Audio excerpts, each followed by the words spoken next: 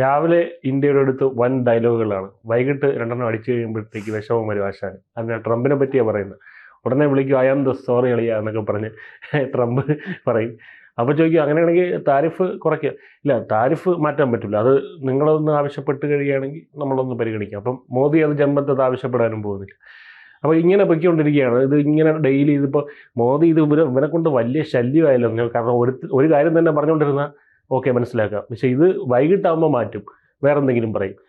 അപ്പോൾ എന്തായാലും ഇപ്പം നമ്മൾ കേൾക്കുന്ന ഒരു കാര്യം, താരിഫ് പിൻവലിക്കണമെന്ന് അമേരിക്കയ്ക്കുണ്ട്, പക്ഷേ ഇവരുടെ ഈഗോ അതിന് അനുവദിക്കുന്നില്ല എന്നാണ് പറയുന്നത്. അതിൽ എത്ര സത്യമുണ്ട്?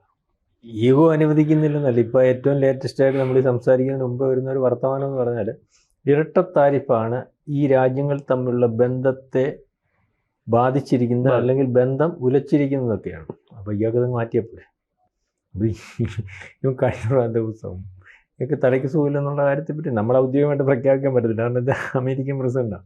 പക്ഷെ പ്രഖ്യാപിച്ചില്ലെങ്കിൽ ഏത് സാമാന്യ ബുദ്ധിയുള്ളവരും തോന്നുന്നു ഇയാൾക്ക് തലയ്ക്ക് സുഖമില്ലയോ, ആ സുഖമെല്ലാം ഉണ്ടോ, അല്ലെ എന്താ ഇങ്ങനെ പറയുന്നതെന്നൊക്കെ തോന്നുമല്ലോ.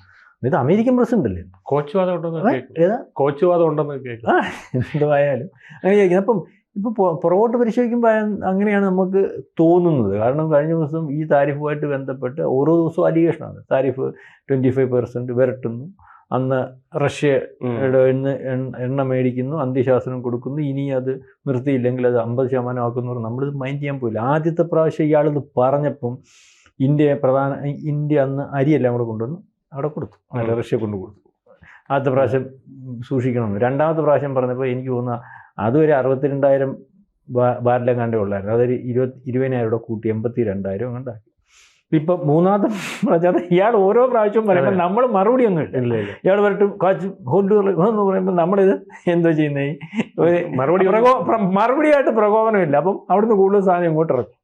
പിന്നെ നമ്മുടെ പിള്ളേർ വല്ലതും പഠിച്ചു പറയും. ഇയാൾ കിടന്ന് പറയുമ്പോൾ ഈ പിള്ളേരെന്ന് പറഞ്ഞാൽ വേറെ ഒന്നും വേണം, നമ്മളങ്ങ് പറഞ്ഞാൽ തൊല്ലം ചെയ്യുമ്പോൾ ഇന്ത്യൻ പ്രധാനമന്ത്രിയുടെ കൂടല്ല പിള്ളേരെന്ന് പറഞ്ഞാൽ ജയശങ്കറോ അല്ലെങ്കിൽ വിദേശകാര്യ വക്താവോ എല്ലാം പറയും അങ്ങനെയൊന്നും ഇല്ല, ഇത് അവിടെ കുറച്ചുകൂടെ ഇറക്കുക. ഇതാണ് ഇതിൻ്റെ ഒരു അവസ്ഥ. അപ്പം ഇയാൾ ആകപ്പാടെ അങ്ങ് വിഷയത്തിലായി പറഞ്ഞാൽ ഇതിൻ്റെ കൂടെ പറഞ്ഞ് നാറ്റോ എടുത്ത് പറഞ്ഞു, യൂറോപ്യൻ രാജ്യങ്ങളെടുത്തും പറഞ്ഞ ഓർമ്മയുണ്ട്. ഇതുപോലെ ഞാൻ ചുമത്തുന്ന പോലെ നിങ്ങൾ ചുമത്തിയേക്കണം താരിഫ്, മറ്റോ ചുമത്തി. അപ്പോൾ അവിടെ അന്ന് യൂറോപ്യൻ രാജ്യം ഒരു നമ്മുടെ റഷ്യയുമായിട്ട് പറഞ്ഞ പോലെ 40% ഷെയർ ഉള്ള ഒരു കമ്പനിയിൽ നിന്ന് തൽക്കാലത്തേക്ക് പെട്രോൾ അല്ലെങ്കിൽ ക്രൂഡ് ഓയിൽ വേണ്ട ഇറക്കുമതി ചെയ്യുന്നില്ലെന്ന് പറഞ്ഞാൽ അവരിപ്പോൾ ചൈനയുടെ കമ്പനിയായിട്ട് നടക്കുന്നുണ്ട്. ഇതിപ്പോൾ ഒരിടത്തല്ലെങ്കിൽ നമ്മളിപ്പോൾ ഇങ്ങോട്ട് വെള്ളം അടിച്ചുകൊണ്ടിരിക്കുന്ന മുഖമാണെങ്കിൽ നമ്മളിവിടെ വെള്ളം അടിക്കണം, ഇങ്ങോട്ട് തിരിച്ചു വെക്കും. ഇതൊന്നും എനിക്ക് കാര്യമായിട്ട് മനസ്സിലായി. നമ്മുടെ സാധനം എല്ലാവർക്കും വേണം, അപ്പോൾ അതൊക്കെ മാറ്റി. അപ്പോൾ ബാക്കിയുള്ള കാര്യം പറഞ്ഞാൽ ബാക്കിയുള്ള കാര്യത്തെ പറ്റി ആലോചിച്ചേ പറയാൻ പറ്റത്തുള്ളൂ. ഈ പറഞ്ഞ പോലെ താരിഫും മറ്റതും മറിച്ചതും ഒന്നും പറ്റത്തില്ല. ആ സമയം കൂടെ നമ്മൾ ജർമ്മനിയുമായിട്ട് കരാറുണ്ടാക്കി, നിങ്ങൾക്കറിയാമല്ലോ. ഈ പറഞ്ഞ ബ്രിട്ടനുമായിട്ട് നമ്മൾ ആജീവനാന്ത കരാറുണ്ടാക്കി. ഫ്രാൻസുമായിട്ട് നമുക്ക് എപ്പോഴും ബന്ധമാണ്. നേരത്തെ ഈ പണ്ട് ഉപരോധം, വാജ്പേയിയുടെ കാലത്ത് ഉപരോധം ഏർപ്പെടുത്തിയപ്പോഴും നമ്മളെ സഹായിച്ച് ജപ്പാൻ പറഞ്ഞു. അപ്പം ഇതിങ്ങനെ പോയി പറഞ്ഞിട്ട് അത് കഴിഞ്ഞിട്ട് പിന്നെ കഴിഞ്ഞ ദിവസം G7 രാജ്യങ്ങളെടുത്ത് പറഞ്ഞില്ലയോ, രാവിലെ വിളിച്ചിട്ട് പറഞ്ഞ് ഇതുപോലെ തന്നെ അന്ന് പറഞ്ഞു മോദി മൈ ഫ്രണ്ട് ഗുണഗുണമെന്നൊക്കെ പറഞ്ഞു. ഈ എന്തൊക്കെ പറഞ്ഞു കഴിഞ്ഞപ്പോൾ മോദി പറഞ്ഞു അത് കുഴപ്പമില്ല, നമ്മൾ പഴയ പോലെ സുഹൃത്തുക്കളൊക്കെയാ, മോദി ബെസ്റ്റ് സുഹൃത്താണ്, ഇന്ത്യ നല്ല രാജ്യമാണ്, ആ കാര്യത്തിൽ എനിക്ക് അഭിപ്രായ വ്യത്യാസമൊന്നുമില്ല. പുള്ളി നേരത്തെ കൂട്ട് ഫ്രണ്ടെന്നും വായിക്കുന്നൊന്നും വിളിച്ചില്ല, ആ കാര്യം ഓക്കെ. IIT GCC രാജ്യം എടുത്ത് വിളിച്ചു പറഞ്ഞു 100% അടിച്ചു കൊടുത്താണ് കേട്ടോ. മനസ്സിലായില്ലേ? വൈകിട്ട് അത് അവിടുത്തെ പത്രങ്ങൾ വെളിയിൽ കൊണ്ടുവന്നു രഹസ്യമായിട്ടാണ് വിളിച്ചു പറഞ്ഞു ഇതുപോലെ 100% അടിച്ചു കൊടുത്തതാണ് ഇന്ത്യക്ക്, അങ്ങനെ വിടരുത്, അത് നമ്മളെ പ്രശ്നമാണ്. യൂറോപ്യൻ രാജ്യങ്ങൾക്ക് നമ്മൾ പറഞ്ഞിട്ടുണ്ട്, എന്താണെന്നറിയാം, നിങ്ങൾക്ക് ആ സെക്യൂരിറ്റി ത്രെട്ട് ഇതുപോലെ യുദ്ധം നിർത്തണമെങ്കിൽ ഇവനെ തളച്ചേ വെക്കത്തുള്ളൂ, റഷ്യ കൈകാര്യം ചെയ്യണമെങ്കിൽ നമുക്ക് പറഞ്ഞാൽ അവിടുത്തെ പറഞ്ഞാൽ അവർ പറഞ്ഞ് നടക്കത്തില്ല, അതിനകത്തൊന്നും നമ്മൾ പിള്ളേരുണ്ടാക്കിയായിരുന്നു. ഇത് GCC രാജ്യത്ത് ഇത് തന്നെ പറഞ്ഞു. ഇത് ഇപ്പം ഈ പറയുന്നത് ഇത് തന്നെയല്ലേ, മൈ ഫ്രണ്ടെന്ന് വിളിച്ച് പറഞ്ഞിട്ട് എന്നൊക്കെ പറഞ്ഞ് രാജ്യമായിട്ട് പ്രശ്നം ഉണ്ടെന്ന് പറഞ്ഞാൽ അന്ന് വൈകിട്ട് GCC രാജ്യം എടുത്ത് വിളിച്ച് പറയുക ഇതുപോലെ 100% താരിപ്പടിച്ചു കൊടുത്തതിന് വിടരുത്. ഇപ്പം രാവിലെ പുള്ളി പറഞ്ഞിട്ടുണ്ടെല്ലാം ഈ പറഞ്ഞതുപോലെ ഇത് നമുക്കൊരു തെറ്റ് പറ്റിയാൽ അങ്ങനെ തിരുത്തുന്നേ. വിജയ് ലോകത്ത് വിജയിക്കണമെങ്കിൽ വിജയ്ക്ക് തെറ്റ് പറ്റിയാൽ തെറ്റ് തിരിച്ചറിഞ്ഞ് തിരുത്തണം. അങ്ങനെയുള്ളവനെ ലോകത്തെല്ലാം വിജയിക്കുന്നത്. അതിനകത്ത് ഈഗോയുടെ പ്രശ്നമൊന്നുമില്ല. കെ കരുണാകരൻ എന്ന് പറഞ്ഞ കേരളത്തിലെ ഏറ്റവും പ്രഗത്ഭനായ ഒരു പക്ഷത്ത് ഇന്ത്യയിലെ മൊത്തം സാധാരണക്കാരൻ മനസ്സിലാകാൻ വേണ്ടി പറയാം, തെറ്റ് തിരുത്തണമെന്ന് പറയും. ഇന്ത്യയിലെ മൊത്തം കോൺഗ്രസിൻ്റെ കാര്യം നേരം നരസിംഹറാവിൻ്റെ കാലത്ത് ആ ഗവൺമെൻറ് നിലനിർത്തിക്കൊണ്ട് പോയ ആൾ, അത്രയ്ക്ക് വലിയ ഒരാൾ കോൺഗ്രസിൽ നിന്ന് വിട്ടുപോയി. എടാ മകനെ ഈ മക്കളായി നമ്മുടെ കഴിഞ്ഞ ജന്മത്തെ ശത്രുക്കളെന്ന് പറഞ്ഞുകൊണ്ട് അയാളെ ഗതികേട് അയാളെ വലിച്ച് വേറെ പാർട്ടിക്കകത്തുണ്ട്, എന്തോ DIC അയാളുടെ പാർട്ടിക്കകത്തുണ്ട്, അത് ഗതി പിടിച്ചില്ല. അത് കഴിഞ്ഞിട്ട് ഈ മനുഷ്യൻ തിരിച്ചു കോൺഗ്രസ് വരുക. എന്താണ്? എന്നിട്ട് അയാൾ പറഞ്ഞു എനിക്ക് പറ്റിയ ഏറ്റവും വലിയ തെറ്റാണ് ഞാൻ കോൺഗ്രസ് വിട്ടുപോയത് എന്ന് പറഞ്ഞാൽ ഇയാൾക്ക് തെറ്റ് പറ്റിയോ? താരിഫ് അല്ലെങ്കിൽ സുഹൃത്ത് എന്നുള്ള രീതി തെറ്റ് പറ്റിയോ? താരിഫ് ഈ പറയുന്ന പോലെ ഏർപ്പെടുത്തിയോ? അല്ലെങ്കിൽ ഇന്ത്യക്ക് ബുദ്ധിമുട്ടുണ്ടെന്ന കാര്യങ്ങൾ ചെയ്തോ? അല്ലെങ്കിൽ അത് തെറ്റ് പറ്റിയെന്ന് തോന്നുന്നെങ്കിൽ തിരുത്തണ്ടേ? ഇത് തെറ്റ് പറ്റിയെന്ന് വിളിച്ച് പറയുക. വൈകിട്ട് വേറെ അയാൾക്ക് സ്വാധീനമുള്ളിടത്ത് വിളിച്ച് പറയാം അവൻ കൈകാര്യം ചെയ്തേക്കണം, ദേശീയ വിളിച്ച്. ഇതൊരു മാതിരിയില്ല അന്ത്യാഫീസിൽ പോകുന്ന സ്ത്രീകളുടെ ഒരു ലൈനാണല്ലോ നമ്മൾ ഒരു നിലവാരമില്ലാത്ത, അല്ലെങ്കിൽ അമേരിക്ക പ്രസിഡന്റ് ഈ പറയുന്നത് പോലെ അത്തരത്തിൽ ഈ ലോക പ്രസിഡന്റിന്റെ ആയിട്ട് അംഗീകരിച്ചുകൊണ്ടിരുന്ന, ഇനിയിപ്പോൾ അംഗീകരിക്കുന്നൊന്നും എനിക്ക് തോന്നുന്നില്ല, ലോക പ്രസിഡന്റ് എന്നല്ല, ഇപ്പോൾ ഒരു നമ്മളെ ചാർലി ചാപ്ലിൻ ഇതിനെക്കാട്ടി ഇതുണ്ട്. ചാർലി ചാപ്ലിനെ കാണുമ്പോൾ നമ്മൾ ചിരിക്കും. ചാർലി ചാപ്ലിൻ്റെ അദ്ദേഹം കാണിക്കുന്ന ഗോഷ്ഠികളിൽ നമ്മൾ ആ മനുഷ്യനിലേക്ക് നമ്മൾ ഇറങ്ങി ചെല്ലുമ്പോൾ ബഹുമാനിക്കും. കാരണം അയാളുടെ വാചനങ്ങളൊക്കെ കിട്ടുന്നുണ്ട്, വാക്യങ്ങളൊക്കെ ഉണ്ട്. കാരണം ഇത്രയും ജീനിയസ് ആയിട്ടുള്ള ഒരാളുണ്ട്, നമുക്ക് ഇയാളെ ജീനിയസ് ആയിട്ട് കാണാൻ പറ്റും. ഇയാൾ കോമാളി, അതെ അതെ, കോമാളി എന്ന് പറഞ്ഞാൽ കോമാളി, ആ മനസ്സിലായില്ല, അത്തരത്തിലുള്ള ഒരാൾ. അപ്പം ഇതിനകത്ത് ഇപ്പം പ്രതീക്ഷിക്കാമെന്ന് ചോദിച്ചാൽ എന്നെ സംബന്ധിച്ചിടത്തോളം, അല്ലെങ്കിൽ എനിക്ക് തോന്നുന്നു മോദി ഇതൊന്നും മൈൻഡ് ചെയ്യുന്നൊരു വിഷയമില്ല. കാരണം ആ സാധനം അവിടെ തീർന്നു. ഇനിയും വരുന്നിടത്ത് വെച്ച്, കാരണം ആ ചാപ്റ്റർ അവിടെ വെച്ച് ക്ലോസ് ചെയ്തു. ഏത്? അമേരിക്കയുമായിട്ടുള്ള വ്യാപാര കരാറും ഈ പറയുന്നത് പോലെ ഇതുവരെ ഉണ്ടായിരുന്ന കരാറും ഒക്കെ. എന്നിട്ട് ആ വിശ്വാസ്യത നഷ്ടപ്പെടുന്നു. കാരണം ആ വിശ്വാസം നഷ്ടപ്പെട്ടപ്പോൾ അതവിടെ വെച്ച് ക്ലോസ് ചെയ്തു. ഇനി നമുക്ക് അതിനകത്തൊരു പ്രതീക്ഷ നമുക്ക് വെക്കേണ്ട കാര്യമില്ല. നമ്മൾ അവിടുത്തെ കരാറിന് ബദലായിട്ട്, അല്ലെങ്കിൽ അവിടെ നഷ്ടപ്പെടാൻ പോകുന്ന സംഭവത്തിന് ബദലായിട്ട് നമ്മൾ വേറെ ഓപ്ഷൻസ് കണ്ടെത്തിക്കൊണ്ടിരിക്കുന്നു. ഒരുപക്ഷെ അതൊരു പരിധി വരെ വിജയിച്ചിരിക്കുന്നു എന്നൊക്കെ വേണം പറയാം. ഇനി ഇതുണ്ടാവുന്നേ ഉണ്ടായിക്കോട്ടെ, നമുക്ക് ഉണ്ടാകുന്നെങ്കിൽ ഉണ്ടായിക്കോട്ടെ, നമ്മൾ അതിനകത്ത് പ്രതീക്ഷയില്ല. അപ്പോൾ അതിനകത്ത് എന്തോ പറയുന്നു, അല്ലെങ്കിൽ ഇങ്ങനെ പറയുന്നു, മറ്റ് അമേരിക്കയ്ക്ക് അകത്ത് പ്രശ്നമുണ്ടെന്ന് പുള്ളി ഇപ്പം ഈ പാചകത്തിനകത്ത് പറഞ്ഞു അമേരിക്കയ്ക്ക് അകത്ത് പ്രശ്നമാണ്, അല്ലെങ്കിൽ സാമ്പത്തിക ശാസ്ത്രജ്ഞന്മാർ, അതൊക്കെ നേരത്തെ വളവട്ടം പല സാമ്പത്തിക ശാസ്ത്രജ്ഞന്മാരും അല്ലെങ്കിൽ വിദഗ്ധരും മറ്റവരും സാർ ഇന്നലെ പറഞ്ഞൊരു കാര്യം കൂടെ. അതായത് ഈ ട്രംപ് വിചാരിച്ചിരുന്നൊരു കാര്യമുണ്ട്, അതായത് ഈ 3100 ലക്ഷം കോടി രൂപ എന്തോ ഇന്ത്യയുടെ 30 ലക്ഷം കോടി രൂപ, ബില്യൺ ഡോളർ. അപ്പം ഇന്ത്യയുടെ 10 മടങ്ങ്, ഇന്ത്യക്കുള്ള കടത്തിന്റെ 10 മടങ്ങ്. അപ്പൊ ഈ ട്രംപ് വിചാരിച്ചിരുന്ന, എനിക്ക് തോന്നുന്നതാണ് സാർ ഇന്നലെ പറഞ്ഞ അതേ കാര്യം. അതായത് ഇവിടെ കൊണ്ട് ഇന്ത്യയിലൊരു, അവരുടെ മാർക്കോ റൂബിയോ എന്ന് പറഞ്ഞ ആളും പറഞ്ഞിരുന്നു, ഇന്ത്യയിലൊരു മിഡിൽ ക്ലാസ് മാർക്കറ്റ് ഉണ്ട്, അമേരിക്കൻ സാധനം എന്ന് പറഞ്ഞു കഴിഞ്ഞാൽ അവർ വാങ്ങിക്കും. അപ്പോൾ അങ്ങനെയുള്ളവരെ ഈ ടാർഗറ്റ് ചെയ്ത് നമ്മൾ അമേരിക്കൻ പ്രോഡക്റ്റ് ഇറക്കി, അതായത് സാർ ഇന്നലെ പറഞ്ഞല്ലോ, അതായത് നമ്മുടെ ഉൽപ്പന്നങ്ങൾ വിൽക്കാൻ പറ്റില്ല, ഇത് ഇവിടെ കൊണ്ട് അങ്ങനെ ഇറക്കി ഇന്ത്യയെ ഊറ്റി ഇവരുടെ കടം തീർക്കാമെന്നായിരുന്നു വിചാരിച്ച് വെച്ചിരുന്നത്. അതാണ് ഇപ്പോൾ പൊളിഞ്ഞു പോയിരിക്കുന്നത്, അല്ലേ? അത് തന്നെയല്ലേ? പിന്നെ ഇന്ത്യ പഴയതുപോലെ അല്ല. ഇന്ത്യക്കെന്ന് പറഞ്ഞാൽ പഴയതെന്ന് പറഞ്ഞാൽ ഇതിനകത്ത് ഈ നമ്മൾ കേട്ടാൽ നമ്മൾ വിശ്വസിക്കത്തില്ല.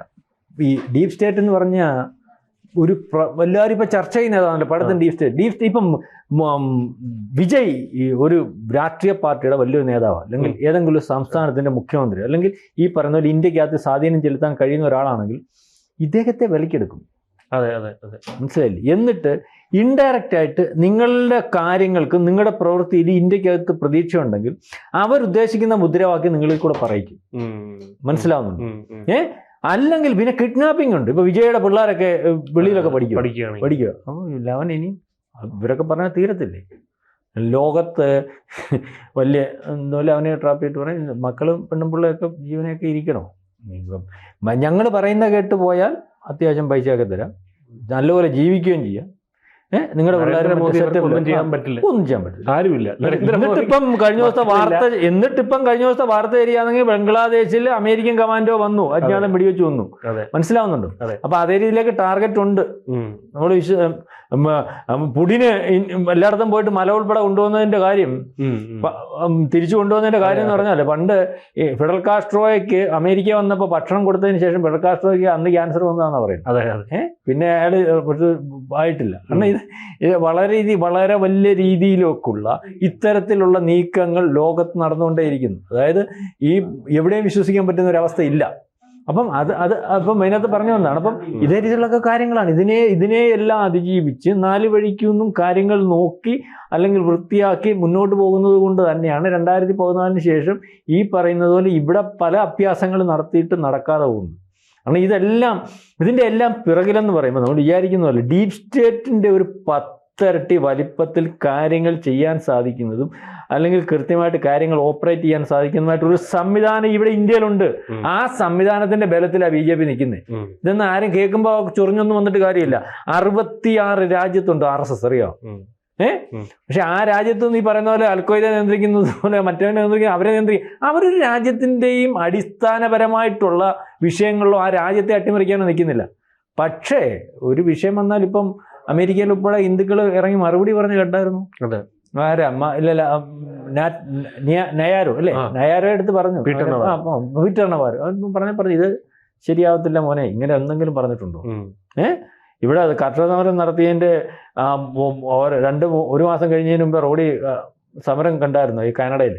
ഇപ്പൊ ലോകത്തെവിടെ ഈ ഹിന്ദുക്കളെ അത്ര അല്ലെങ്കിൽ ഹിന്ദുക്കൾ വിചാരിച്ചാൽ പല രാജ്യത്തും പ്രതിസന്ധി ഉണ്ടാക്കാൻ കഴിയുന്ന രീതിയിലേക്ക് അവര് ശക്തരാണ്, അവർ സമ്പന്നരാണ്. ഈ പറയുന്നത് പോലെ ജൂതന്റെ അതേ അവസ്ഥയിൽ. ജൂതനെ തൊട്ട് കളിക്കാൻ അമേരിക്കക്ക് പറ്റാത്തോണ്ടാ. ഇസ്രായേലിന് അമേരിക്ക വേണ്ട, നിങ്ങളെ വിശ്വസിക്കണം. പക്ഷേ അമേരിക്കക്ക് ഇസ്രായേൽ ഇല്ല നിൽക്കാൻ പറ്റത്തില്ല, അറിയാം. ഫേസ്ബുക്കാരുടെ മൊത്തം പണക്കാരും അവൻ്റെയാ. പിന്നെ ഈ സംവിധാനം ആരാ ഇവിടെ? ഈ ഇപ്പൊ തന്നെ പ്രസിഡന്റ് നിങ്ങൾ പറഞ്ഞല്ലോ പൊട്ടനാന്ന്. അവിടുത്തെ ടെക്നോളജി എല്ലാവരുടെയാ, ജൂതന്റെയാ. അപ്പൊ അതല്ലേ കണപ്പക്ഷി. ഇപ്പം നമ്മൾ പറഞ്ഞു വന്ന വേറെ, ഇയാളെ വിശ്വസിക്കാൻ പറ്റത്തില്ല, വിശ്വസിച്ചിട്ട് കാര്യമില്ല. അതിപ്പോൾ ഇതൊക്കെ പറഞ്ഞെങ്കിലും നാളെ കാലത്തെ വേറെ വിളിച്ചു പറയും. കാരണം ഇത് വിനാശകാല വിപരീത ബുദ്ധി എന്ന് പറഞ്ഞ് നമ്മുടെ ഇതിനകത്ത് പറയുന്നത് പോലെ അവരുടെ നാശത്തിന് മാത്രമല്ല. അതിനകത്ത് നമ്മൾ വിചാരിക്കേണ്ട ഒരു എന്ന് പറഞ്ഞാൽ ഇയാളുടെ എതിരെ നിന്നാൽ പണ്ട് ഈ ബാലി എന്ന് പറഞ്ഞൊരു സാധനമുണ്ട്. ബാലിക്കെതിരെ എതിരെ നിൽക്കുന്നതിന്റെ പകുതി ഫലം നിങ്ങളെതിരെ വരുവാൻ അയാൾക്ക് കിട്ടുമെന്നാണ് പറയുന്നത്. ബാലിയാന്ന് തോന്നില്ലേ? അപ്പൊ ഇദ്ദേഹത്തിനെതിരെ നിന്നാൽ പ്രശ്നമാണ്. അത് അയാളുടെ ഒരു ജാതകം അങ്ങനെ നമ്മൾ ഇതുവരെ കാണുന്നു. അപ്പം ഇത് അമേരിക്കയുടെ കാര്യം ഓക്കെ ആയി. ആ ഗ്യാപ്പ് ഫില്ല് ചെയ്യാൻ പോകുന്നത് ഉറപ്പായിട്ട് ഇന്ത്യ ആയിരിക്കും.